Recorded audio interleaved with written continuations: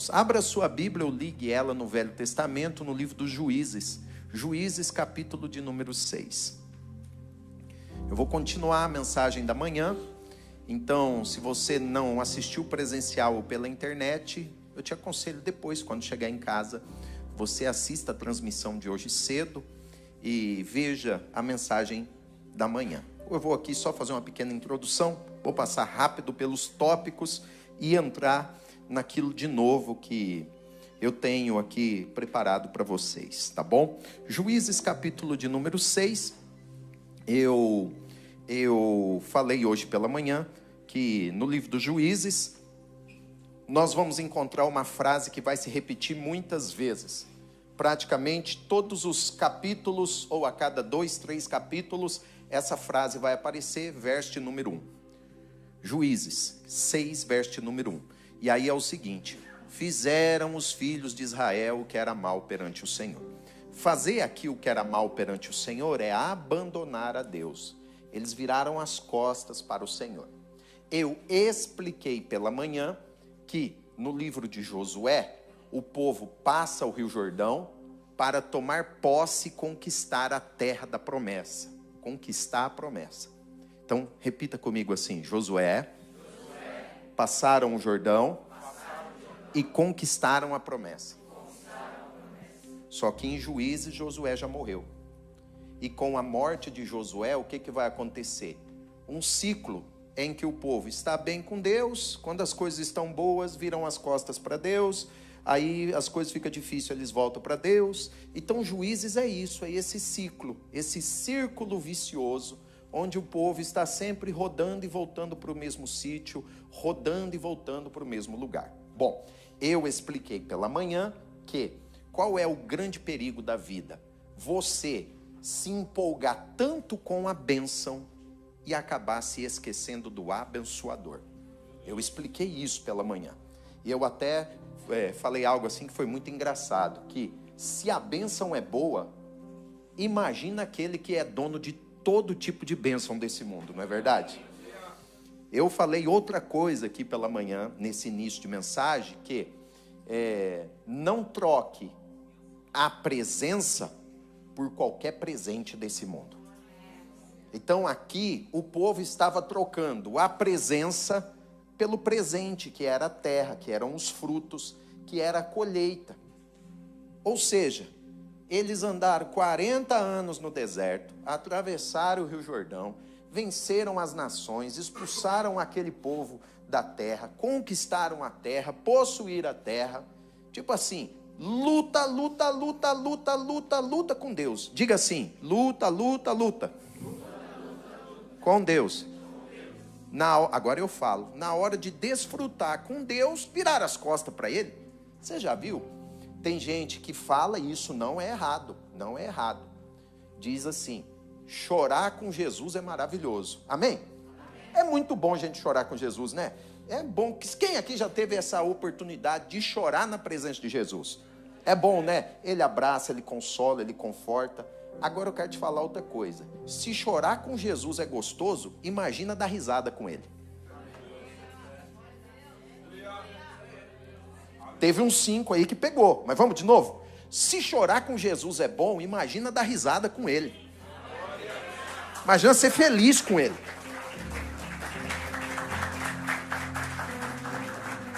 Então diga assim: o povo trocou o abençoador pela bênção. Então você está entendendo que esse é um cuidado que você tem que ter esse ano. É um cuidado que nós temos que ter esse ano. Não trocar aquele que pode fazer qualquer coisa, não trocar o Deus que salva, que abençoa, por qualquer distração, qualquer prenda, qualquer brinquedo, qualquer coisa que Ele possa nos dar. Resultado: porque o povo virou as costas para o abençoador, o dono da bênção, eles entraram num tempo de muita dor e muito sofrimento. E o texto diz que os midianitas vão atacar aquela nação, vão atacar o povo de Deus durante 7 anos. 7 anos de ataque, 7 anos de sofrimento. E sabe o que vai acontecer com eles? Verso número 3. Olha o verso número 3. cada vez que Israel semeava. Marca aí, cada vez que ele semeava. Os midianitas e amalequitas e os povos do Oriente subiam contra ele. Então era um ataque muito coordenado. Aquele povo, eles ficavam todos escondidinhos, só esperando a hora da semeadura. E agora olha o verso número 4. Verso número 4. Olhe só o verso número 4. E contra ele se acampavam, destruindo os produtos da terra. Diga assim, destruindo os produtos da terra. O que significava os produtos da terra? Escreva em cima, a colheita. Os produtos da terra era a colheita. Então, olha aqui, ó, olha aqui. Eles ficavam todos quietinhos. Já foi você que estava comigo de manhã, vai você de novo, Janderson. É nós aqui. A gente estava lá, os amalequitas, os midianitas, os povos do Oriente, só de olho. Os caras estão plantando, olha lá. O negócio está crescendo. Está chegando a hora da colheita. Na hora da colheita, eles invadiam a terra para roubar a colheita, para não permitir que o povo colhesse. Aí eu falei sobre isso pela manhã. Foi um dos temas, um dos pontos, um dos tópicos que eu falei pela manhã. Que um dos objetivos do adversário é atacar a sua temporada de colheita. Impedir que você venha colher. Você planta, você rega, você planta, Salmo 126. Você chora, rega a sua semente com a sua lágrima, a planta cresce, dá fruto, amadurece. Na hora da colheita, o que ele faz? Ele entra com os seus bandos, e o texto vai dizer que eles eram assim como gafanhotos, né? E eles entravam e destruíam tudo. Então, num tema tão importante como esse nosso, que é o ano de plantar, o ano de colher, esse capítulo 6 de Juízes, ele é um capítulo que tem que ser lido, tem que ser estudado, tem que ser meditado, para que você não venha perder a sua colheita esse ano. Para que nada nem ninguém venha roubar a sua colheita esse ano. Então, quando os midianitas, amalequitas, os povos do Oriente atacavam o povo não tinha poder de reação. O povo não tinha como reagir, não tinha como lutar. Aí você fala assim, mas por que eles não tinham poder de reação? Por que eles não tinham como reagir, eles não tinham como lutar? Porque a força do povo de Deus não é a força do braço. A força do povo de Deus não é a força, na época, do arco, não é a força da flecha. A força do povo de Deus não é a força do exército. A força do povo de Deus é a força que vem da comunhão e do relacionamento com o Senhor. Então, coloca isso na tua cabeça. O segredo da nossa força está na nossa comunhão com Jesus. O segredo da nossa força está na nossa intimidade com Deus. O segredo da nossa força está no nosso relacionamento com Jesus. Agora, o povo está fraco, o povo não tem poder de reação, o povo não consegue reagir. E isso é tão notório, olha o que vai acontecer no verso de número 6. Assim Israel ficou debilitado, eles ficaram fracos, com a presença dos midianitas. Marque isso, debilitado com a presença dos midianitas. E aqui, estudando esse texto, meditando ontem o dia inteiro, eu cheguei a uma conclusão. Eu lembrei de uma frase que eu li num livro que tratava do assunto sobre libertação, e calha muito bem essa frase aqui, que a frase é a seguinte: o problema não é a presença do inimigo, não, o problema é a ausência de Deus. Escreve aí do lado, o problema não é a presença do inimigo, o problema é a ausência de Deus. Aqui o povo estava literalmente andando sozinho, porque eles haviam abandonado o Senhor. Então deixa eu te falar uma coisa, você não tem que ter medo da bruxa, do bruxo, da macumba, da boa cumba, da ruim cumba. Não tem que ter medo disso. A preocupação é, eu estou sozinho ou Jesus está comigo? Essa é a preocupação. Então pergunta aí para o teu vizinho, você está sozinho ou Jesus está contigo nessa? Essa é a preocupação. Essa é a preocupação. Então aqui qual é o problema? Não é a presença dos midianitas. O problema era que Deus já não estava com o povo naquele momento. Mas na hora que o negócio apertou, rapidinho, o texto diz que eles clamaram ao Senhor. Rapidinho eles clamaram ao Senhor. E aí aqui a gente aprende algo maravilhoso. Deus sabe como chamar o povo dele de volta. Deus sabe como chamar o povo dele de volta. De novo, Jesus sabe como chamar a tua atenção de volta. Jesus sabe como resgatar e chamar o filho dele de volta. Jesus sabe como despertar alguém. Jesus sabe como acordar alguém. Jesus sabe como novamente balançar o coração de uma pessoa. Ei, eu tenho uma palavra de Deus para você. Deus te separou no ventre da tua mãe. Jesus escreveu uma história poderosa, uma história onde Ele tem planos, sonhos e projetos grandiosos para a tua vida. E Ele não vai perder você para o mundo, não vai perder você para o inferno, não vai perder para coisa alguma. E Ele está dizendo: eu sei como chamar a tua atenção. Balança alguém e diga assim: ó, Jesus sabe chamar a tua atenção, hein?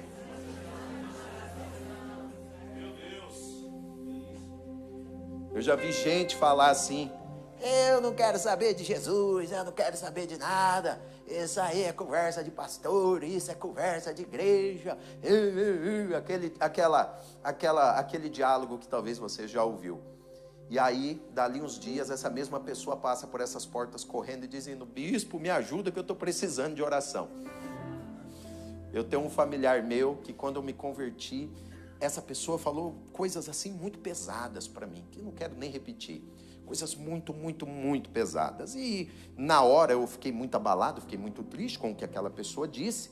Mas eu sempre orei, porque é um ente querido, uma pessoa que eu tenho um carinho, um amor muito grande. E de repente, eu acho que de uns 3 anos para cá, eu percebi uma mudança de comportamento. Essa pessoa começou a mandar mensagem para mim e falou assim: você se importa de fazer uma oração por mim? Aí eu falei: não me importo não. Eu falei: o que aconteceu? É assim, não, vamos orar. Aí eu tô lá no Brasil, eu falei assim: você se importa de vir aqui na minha casa? Eu falei: só se você fazer um almoço, aí eu vou.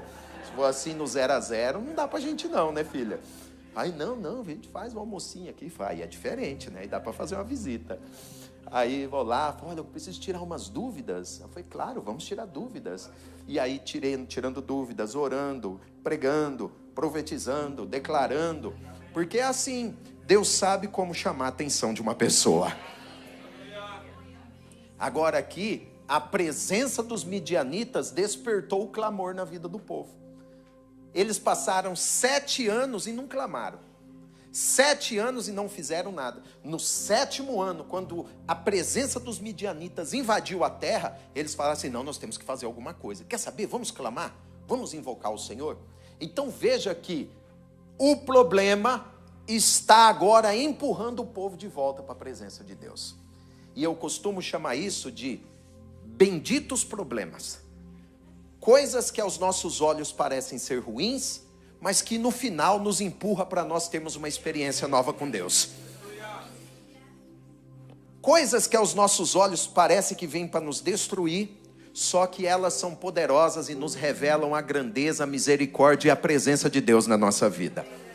Se você for perguntar para José se foi bom ele ser vendido, no dia que ele foi vendido, ele ia dizer: não, aquilo não foi bom não. Se perguntasse para José no dia que ele foi acusado injustamente, ele fala: não, isso aí foi horrível. Só que lá na frente, depois que ele estava sentado no trono, ele escreve o seguinte: olha, vocês intentaram e fizeram mal contra mim, mas Deus pegou todo o mal e transformou ele em bênção. Aleluia. E aí no Novo Testamento o apóstolo Paulo vai escrever em Romanos 8: porque todas as coisas contribuem para o bem daqueles que amam a Deus. Então eu tenho uma palavra de Deus para você. Você pensa que veio para te destruir, e o Senhor está dizendo: não vai te destruir, isso aí é só para despertar a fé novamente no seu coração. Será que eu estou sozinho aqui? Você pensa que isso veio para acabar com a tua história, e o Senhor está dizendo assim: vai não, isso aí é só para que o adorador e a adoradora venham se levantar mais uma vez. Vamos lá, IBR, que está ficando gostoso. Você pensa que veio para acabar com tudo, como uma inundação, e o Senhor está dizendo assim: não vai acabar com tudo. Eu vou usar essa situação e eu vou despertar o homem de fé, a mulher de fé que habita na tua vida. Aleluia. Maravilha. Bom, O povo ora pedindo livramento. Depois você lê o capítulo 6 em casa. O povo ora pedindo para Deus resolver o problema dos midianitas. E em vez disso ele vai mandar um profeta. Olha aí o verso de número 7. Tendo os filhos de Deus clamado ao Senhor por causa dos midianitas, 8. O Senhor enviou um profeta. Olha que coisa interessante. Eles estão dizendo assim: Senhor, resolve o problema. E Deus envia um profeta. Senhor, nós estamos passando dificuldade com os midianitas. Nos ajude. E ele envia um profeta. Por quê? Antes de Deus fazer, ele quer esclarecer. Então o profeta, a palavra, no caso aqui do profeta, vem preparar o caminho do milagre. Então, o que o profeta vai falar, a palavra, é a preparação do caminho para o milagre. Então marca aí do lado do verso 8 e anote assim: a palavra prepara o caminho para o milagre. Então por isso que nós investimos, nós temos aqui escola da Bíblia, nós temos escola para os novos convertidos, discipulado, nós temos a turma da libertação. Por isso que os nossos cultos são de Bíblia aberta, lendo versículo por versículo, trazendo o significado das palavras. Por quê? Preste atenção, é a palavra que pavimenta o caminho para os milagres acontecerem. Quantas pessoas aqui receberam grandes milagres de Deus, sem eu ou qualquer uma pessoa pôr a mão na tua cabeça? Quantas pessoas aqui já não receberam livramento, milagre, porta aberta, cura, libertação, salvação, sem ninguém apontar o dedo, pôr a mão na cabeça? Por que que isso aconteceu? Porque onde a palavra é pregada, os milagres acontecem. Quantas vezes as pessoas procuram lá na casa e falam assim: bispo, aquela hora que falou isso, isso e isso, aquela palavra foi para mim. Bispo, naquela hora que estava assim no culto, eu senti como se descesse um fogo, uma unção na minha vida. Bispo, naquela hora eu fui curada. Bispo, naquela hora eu fui liberto. Bispo, eu tomei posse daquela palavra, essa semana Jesus abriu uma grande porta para mim. Então, antes de resolver o problema, Deus envia o profeta. Antes dos milagres acontecerem essa semana, eu estou aqui como um profeta liberando a palavra na tua vida.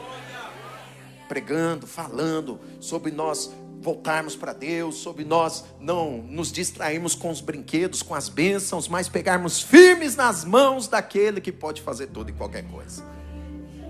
Bom, depois que o profeta fala, agora Deus vai agir. E Deus vai agir para levantar um libertador. O livro dos Juízes é isso: homens que Deus levanta para usá-los como verdadeiros libertadores do seu povo. E o libertador que Deus vai levantar é um libertador muito engraçado. Porque se nós estamos falando de alguém que vai libertar uma nação, se nós estamos falando de um general, um guerreiro, alguém que vai libertar o povo numa guerra, o que você pensa, irmão? Você pensa num cara grandão, fortão, musculoso, não é? Um general cheio de moedas não, medalhas, cheio de medalhas, com um uniforme bonito, ou cara muito guerreiro, um campeão do exército, um homem corajoso, aquela expressão sangue no olho, é aquele lá, ele é brabo, o brabo. É assim que a gente pensa, não é? Deus vai levantar o general dele, Deus vai levantar o libertador dele. Verso de número 11: veio o anjo do Senhor e se assentou debaixo do carvalho que está em Ofra, que pertencia a Joás, o abiezerita. E Gideão, marca aí Gideão, esse aqui vai ser o libertador, esse aqui vai ser o general, esse aqui é o sangue nos olhos de Jeová, esse aqui é o brabão que o céu vai usar, o brabo, é esse aqui, mais brabo que o Rambo com a metralhadorinha dele. Você vai ver como ele é bravo. Olha aí, Gideão, seu filho, estava malhando trigo no lagar. Marca isso, malhando trigo no lagar. Pela manhã eu expliquei para você o que era malhar o trigo. Bom, malhar o trigo, preste atenção, era o processo de separar a palha do trigo. Colhe-se o trigo, era colocado o trigo na eira, diga assim, trigo na eira. A eira era um espaço aberto, um espaço amplo, geralmente talvez num lugar mais alto, e colocava-se o trigo lá, e se passava com um animal que puxava ou um pedaço de madeira grande e pesado, ou um bloco de pedra. E conforme a madeira ou a pedra passava, esse movimento sobre o trigo fazia com que se separasse a palha do trigo. A palha não tinha valor. O grão, sim, esse tem valor, e tinha e tem valor. Então, isso era feito na eira. Só que se Gideão fizesse na eira, o que ia acontecer? Os inimigos, midianitas, amalequitas, todo aquele povo tribulado, eles não estavam de olho? Estavam lá de olho para roubar? Então Gideão falou o seguinte: se eu fizer na eira, eu vou ser roubado. Se eu fizer na eira, eu vou perder o meu grão. Se eu fizer na eira, eu vou perder a minha colheita. Se eu fizer na eira, vão roubar a minha colheita. Já sei. Eu vou me esconder no lagar. Diga assim, lagar. O que era o lagar? Um tanque de pisar uva. Colocava a uva num tanque, geralmente era um buraco na rocha. E ali eles ficavam pisando e esmagando as uvas para poder tirar o sumo da uva e depois fazer o vinho. Então pensa comigo. Ele deveria estar na eira, no lugar plano. Só que agora ele está no lagar, escondido, para poder proteger a sua colheita. Marque esse verso 11, escreva do lado assim: protegendo a sua colheita. Por que que ele estava no lagar? Diga assim: Gideão estava protegendo sua colheita. Isso é importante, isso é importante, isso é importante. Você tem que valorizar aquilo que Deus te deu. Você tem que cuidar daquilo que Deus te deu. Você tem que tratar com zelo aquilo que Deus te deu. Quando Gideão estava no lagar, tem gente que diz que ele era medroso, tem gente que diz que ele estava escondido. Eu vejo também que Gideão era uma pessoa que estava preocupada em proteger aquilo que ele tinha, aquilo que tinha sobrado. Guarda isso no seu coração. Fortaleça, cuide, guarde aquilo que ainda está na sua mão. Zele daquilo que Deus te deu. Se Deus te deu uma vida como Ele te deu e você está aqui, cuide dessa vida. Se Deus te deu um trabalho, cuide dele. Se Deus te deu um ministério, cuide dele. Se Deus te deu uma família, cuide dele. Aquilo que Deus te deu, você cuide com muito zelo, com muito amor. Cuide daquilo que Deus te deu. Toque em alguém aí para essa pessoa não acordar e diga assim, ó, cuide daquilo que Deus te deu. Peça a pessoa acordar, para não dormir. Cuida daquilo que Deus te deu. Tem muita gente que não cuida das coisas que Deus deu para ele. Não tem zelo por aquilo que Deus deu. E o que eu acho maravilhoso, olha como termina o versículo. Ele estava malhando o trigo no lagar para pôr a salvo dos midianitas. Pôr a salvo dos midianitas. Ou seja, ele estava lá para proteger o seu trigo, proteger a sua colheita. Então, nesse segundo domingo do ano, eu tenho uma palavra de Deus para você. Proteja a sua colheita. Proteja aquilo que está na sua mão. Proteja a sua aliança. Proteja o seu coração. Proteja o seu relacionamento. Proteja os seus filhos. Proteja a sua fé. Proteja o seu relacionamento com Deus. Proteja aquilo que Deus te deu. Pode aplaudir a Jesus por isso.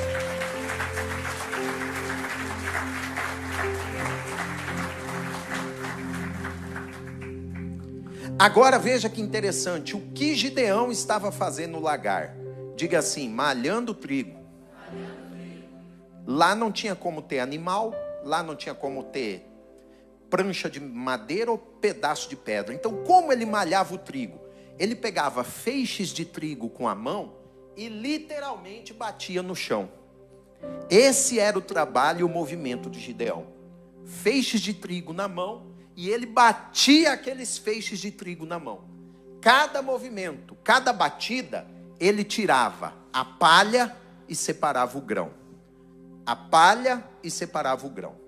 À medida que ele batia, o grão era separado da palha, o vento soprava e levava o grão, a palha, e somente o grão ficava. Diga assim, diga, malhar o trigo, bater ele no chão e separar a palha do grão.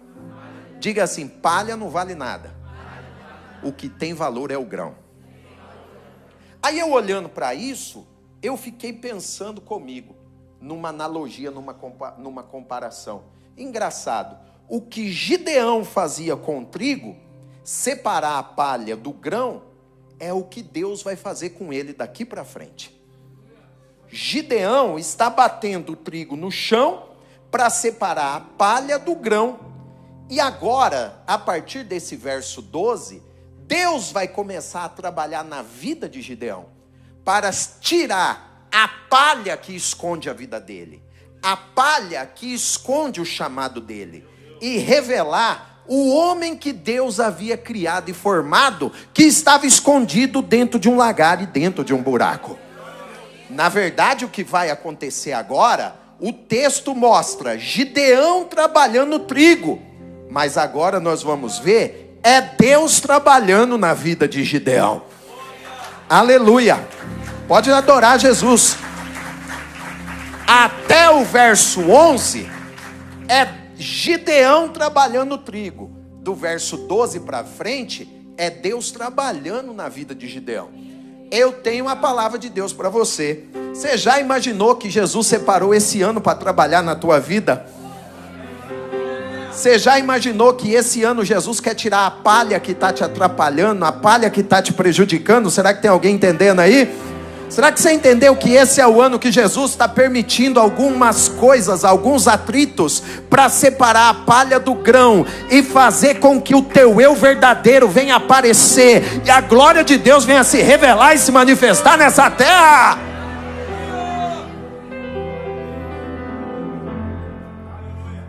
Deus estava usando a situação para trabalhar na vida de Gideão. Gideão estava envolvido na palha do medo, na palha da insegurança.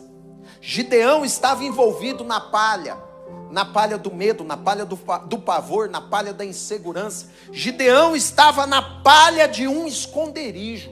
Essa era a realidade da vida daquele homem. Mas de repente vem o verso de número 12. O anjo do Senhor apareceu para ele e diz assim: o Senhor é contigo, homem valente. Eu vou ler de novo, irmão, isso aqui é poderoso. O Senhor é contigo, homem valente. Se tiver um homem valente, espera aí, você vai dizer para o vizinho assim: o Senhor é contigo, homem valente. Agora, se tiver uma mulher, você vai dizer assim: ó, o Senhor é contigo, mulher valente. Tá bom? Vamos lá? 1, 2, 3.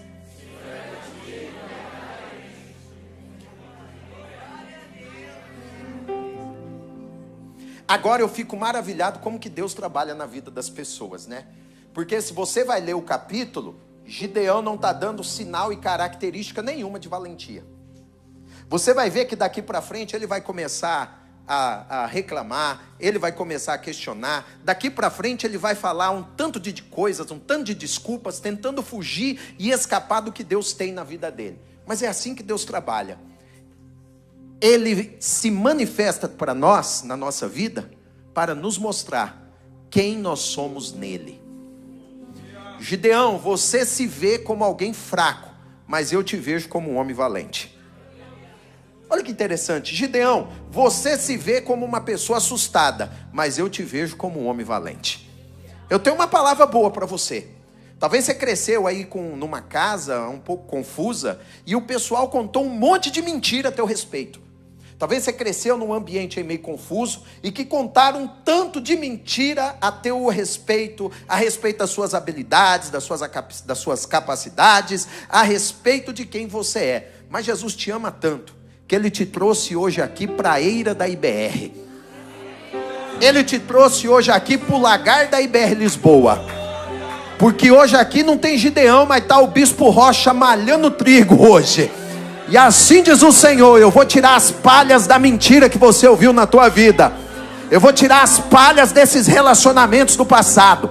Eu vou tirar as palhas dessas palavras que te incomodam até o dia de hoje. E eu quero mostrar para você que por trás dessa pessoa cheia de medo, tem um homem ousado, uma mulher ousada, um homem corajoso, uma mulher corajosa. Cadê os Gideões dessa noite?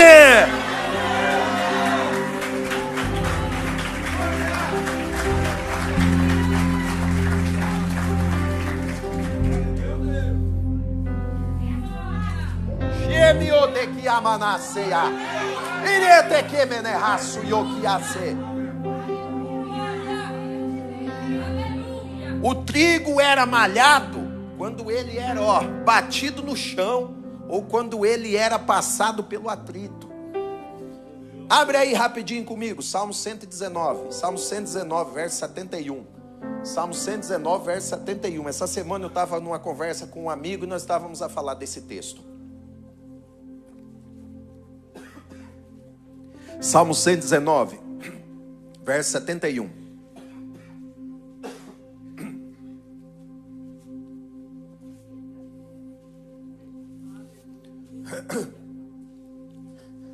Foi bom que eu tivesse passado pela aflição.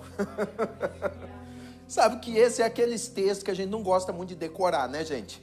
Esses daí é aquele que a gente não gosta de memorizar. A gente não gosta nem de ler.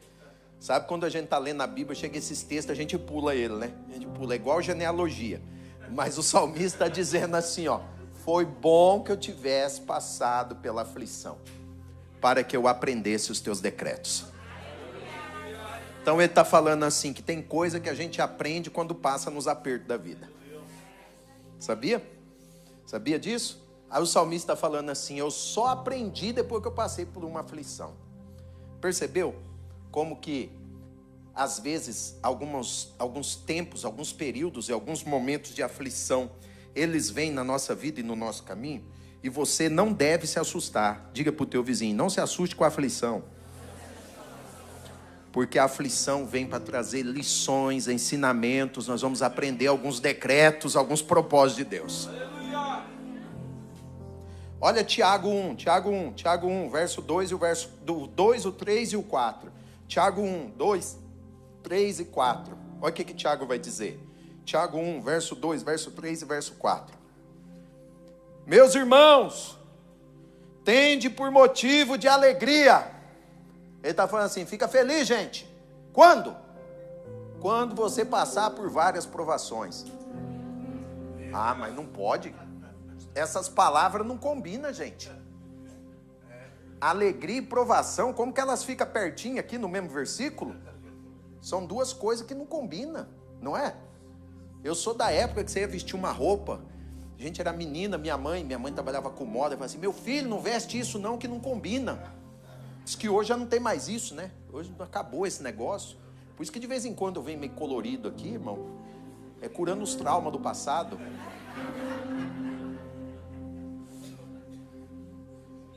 Esse dia atrás eu coloquei uma calça xadrez com a camisa de bolinha, a pastora não deixou eu vir.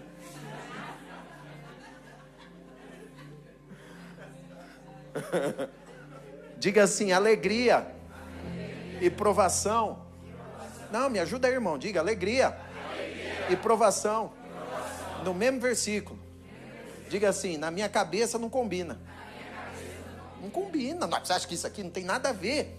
Isso é na nossa ótica, na nossa visão humana.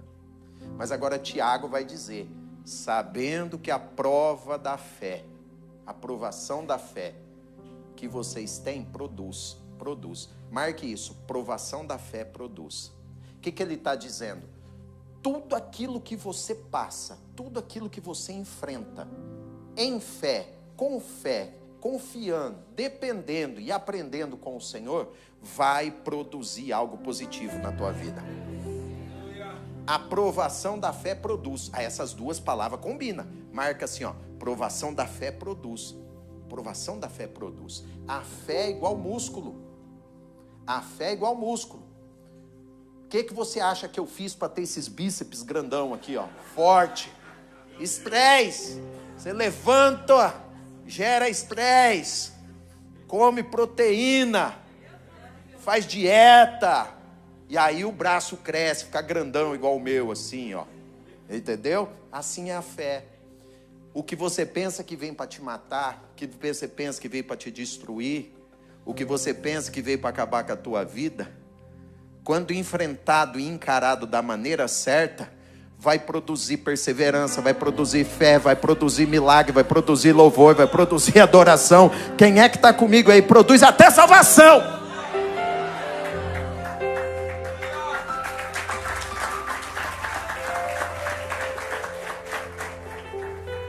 Então, o que está acontecendo com Gideão? No meio daquela perseguição, no meio daquele momento difícil, Deus vai fazer brotar, vai fazer nascer um novo homem. Um novo homem vai nascer naquele contexto apertado e naquele contexto difícil. Por quê? Anote aí, o que é malhar trigo? É separar o que é útil do que é inútil. Anota aí, malhar trigo é separar o que é útil do que é inútil. Separar a palha que é inútil, e Jesus vai dizer que a palha, num outro contexto do fim dos tempos, aqui associado àquele que não tem compromisso com Deus, só serve para ir para o fogo. A palha não serve para nada. Então, a palha é inútil e o grão é útil. Então, o processo de malhar trigo é separar coisas inúteis daquilo que é verdadeiramente útil. Você está entendendo o processo que você está passando esse ano?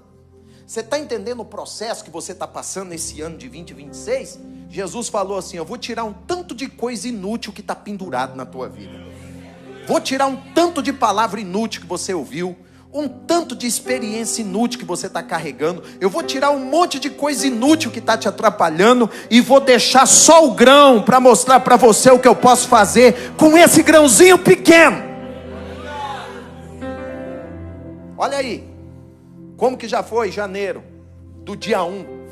Olha aí como que não está ser esse começo de ano na tua vida. É Deus, é o Espírito de Deus trabalhando de uma maneira muito pessoal e muito direta. É o Espírito de Deus tirando a palha da sua vida. O que é malhar o trigo? Retirar a casca que esconde o grão. Quando o trigo é malhado, nós descobrimos o que é grão e o que é casca. O grão é o que permanece, a casca é o que o vento leva. De novo, o grão fica e a casca vai embora. Então você não fica triste se algumas coisas ou até algumas pessoas forem embora. Valoriza o grão que ficou, porque quem foi é porque era palha e o vento levou. Quando o trigo é malhado, a palha vai embora e o grão fica. Então nós temos que aprender a valorizar o grão. Então, meu Deus, eu não anotei isso, mas essa é forte. Pega na mão de alguém e fala assim: para de chorar a palha. E agora diga de novo para a pessoa, fala assim: valoriza o grão, criatura. Vou aplaudir Jesus por isso.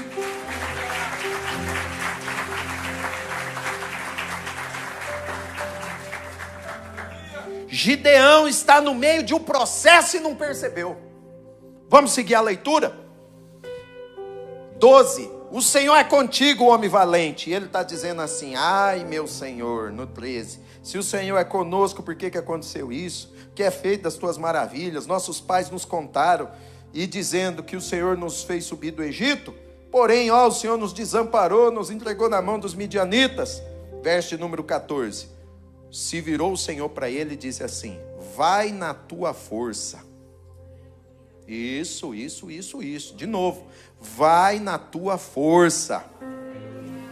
Viu? Balança alguém e fala assim: vai na tua força. E livre Israel da mão dos midianitas. Porventura eu não te enviei? Mas ele disse assim: ai Senhor meu, com o que eu vou livrar Israel? Minha família é a mais pobre, Manassés. Eu sou da menor casa, eu sou o menor da casa do meu pai. Você está vendo? E Gideão cheio de desculpa. Diga assim: Gideão. Cheio de desculpa. Esse é o valente que Deus vai usar. Esse é o guerreiro que Deus vai usar. Eu sou o menor, minha família é a menor, minha casa é a mais pobre, eu sou o menor da minha casa. Tudo dele é o pior. Você está vendo? Ó, a minha família é a mais pobre e eu sou o menor. Tem gente que é assim, tudo dele é pior. Tudo na vida dele é o pior. Você está igual o Gideão, cheio de casca. Gideão está falando aqui, ó, minha família é a mais pobre. Na casa do meu pai eu sou o menor. Veja que ele está tentando escapar de todo jeito, de toda maneira e de toda forma. Mas vem o verso 16, o Senhor diz assim: Gideão, deixa eu te falar uma coisa. Já que eu estou contigo, você vai ferir os midianitas como se fosse um só homem. Tudo isso aqui, todo esse diálogo, é Deus insistindo É Deus insistindo com Gideão. Gideão querendo escapar e Deus falando, você não vai escapar não, vem aqui. Olha para a tua história. 25, você tentando correr de todo jeito e Jesus te cercando de tudo que é lado. Você tentando correr, Ele colocou um crente para trabalhar lá do teu lado. Você tentando fugir, Jesus colocou um servo de Deus para morar lá no quarto, lá do lado onde você mora. Você tentando correr de todo jeito, Jesus colocou um servo de Deus para sentar do teu lado no transporte público, falar do amor de Deus, convidar você para vir para o culto. Você tentando correr de todo jeito, e Jesus vai lá e salva alguém da tua família, e você fica assustado que a pessoa vive uma mudança da água para o vinho. O que é isso? É Jesus dizendo, eu estou te cercando de tudo que é jeito. Você querendo correr e eu te pego pela direita. Você corre para a esquerda, eu já estou lá na esquerda. E se você vai para o alto da montanha, Ele está lá. E se você descer no mais profundo abismo, Ele já está lá embaixo te esperando. Não tem como fugir de um Deus que está em todo sítio, em todo lugar. Não tem.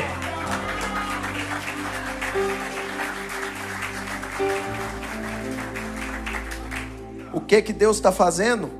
Transformando um agricultor num poderoso guerreiro. No começo desse texto, Gideão é um agricultor. Diga assim, Gideão era um agricultor. Deus vai transformar o agricultor num poderoso guerreiro. Olha como que é maravilhoso isso. Transformando um homem do campo e assustado num líder de valor. Um homem com força. Alguém que vai liderar e vai conduzir um exército. Agora vê se não é isso que Jesus faz na nossa vida. Você olha no Novo Testamento, Ele pega um Pedro, pescador de peixe. Eu sei que o pescador é de peixe, é só para você entender a analogia. Pescador de peixe. E diz assim, de hoje em diante você vai ser pescador de pessoas. Você cresceu pescador, viveu pescador, é pescador. De hoje em diante eu vou te usar. Você vai ser pregador, você vai anunciar a palavra, você vai fazer milagre, vai ver milagre. Eu vou te encher com o meu espírito. Vê se não é a bondade e a graça de Deus atuando. Ele pega um Saulo, perseguidor, matava as pessoas, prendia, lançava na prisão, perseguia os cristãos. E aí Jesus, e eu digo, meu irmão, e eu acho isso maravilhoso. Tem hora que eu leio a Bíblia, eu penso assim, o senso de humor de Deus é maravilhoso. Verdade. Aí ele imagina assim, você, Saulo, você persegue a igreja? Você prende crente? Você joga os cristãos na cadeia? Você gosta de condenar os crentes e ser condenado à morte? É isso? É isso? Tá bom, pois eu vou te salvar. Tu vai ser crente. E você vai padecer com a tua própria vida. Tudo que você fez com os outros, você vai ver agora o que vai acontecer contigo. Então diga assim, Deus transforma as pessoas. E aí quando eu olho para você, você sabe o que eu vejo? Alguém que em 2026 Deus vai transformar. Eu já contei essa história aqui. Eu não nasci em família de crente. Não nasci. Na minha família não existe um único pastor, meu irmão. Na minha família não tem pastor, não tem bispo, não tem apóstolo, não tem diácono, não tem diaconisa, não tem missionário. Na minha família não tinha nada disso. Uma família exclusivamente católica. Estudei 9 anos num colégio de freira. Não era para ser padre. Colégio administrado por freiras. Olha aqui para mim. Aí, no meio disso tudo, Jesus olhou lá para a família dos militão e falou assim, vou pegar aquele ali. Vou tirar a palha da religiosidade que colocaram ao redor dele. Vou tirar a palha dessa falsa religião, dessa falsa adoração. Vou tirar tudo isso e vou pegar esse grão. Vou plantar esse grão lá em Portugal.